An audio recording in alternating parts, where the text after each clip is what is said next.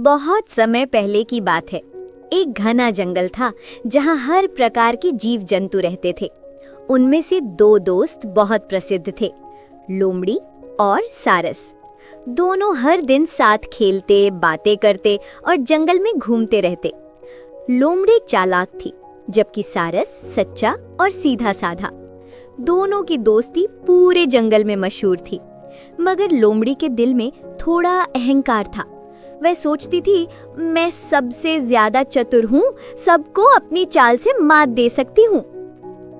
लोमड़ी की चाल। एक दिन लोमड़ी ने सोचा, क्यों ना अपने दोस्त सारस की परीक्षा ली जाए। उसने सारस से कहा, दोस्त, कल मेरे घर आओ, मैं तुम्हारे लिए स्वादिष्ट खाना बनाऊंगी। सारस बहुत खुश हुआ। अगले दिन वो लंबी चोंच उठाए फुदकते हुए लोमड़ी के घर पहुंचा।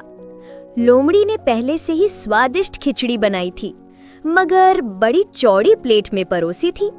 खिचड़ी की खुशबू से सारस का मन ललचा उठा, पर जैसे ही उसने अपनी लंबी चोंच प्लेट में डाली, खिचड़ी फैल जाती और चोंच में कुछ ना आता। वहीं लोमड़ी अपनी जीभ से चाट चाट कर मजे से पूरी खिचड़ी खा गई।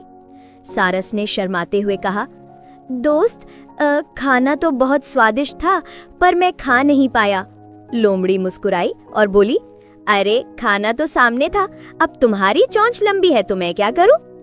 सारस को बहुत बुरा लगा, लेकिन उसने कुछ नहीं कहा, बस मुस्कुराकर बोला, कोई बात नहीं लोमड़ी बहन, अगली बार तुम मेरे घर आना, मैं तुम्हें दावत दूंगा।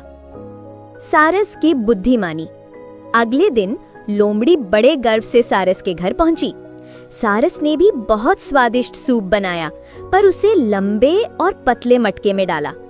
लोमड़ी ने जैसे ही मुंह डाला, उसका मुंह मटके में अटक गया। वह चाटने की कोशिश करती रही, पर सूप मुंह तक नहीं पहुंचा।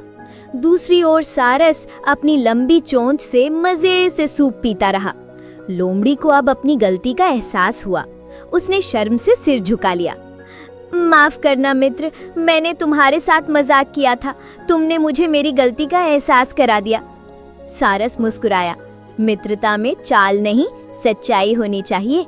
दोनों ने एक दूसरे को गले लगाया और फिर कभी एक दूसरे से छल न करने की कसम खाई। कहानी की सीख, जैसा करोगे वैसा भरोगे। दूसरों के साथ छल करने वाला व्यक्ति अंत में खुद अपनी चाल में फंस जाता है।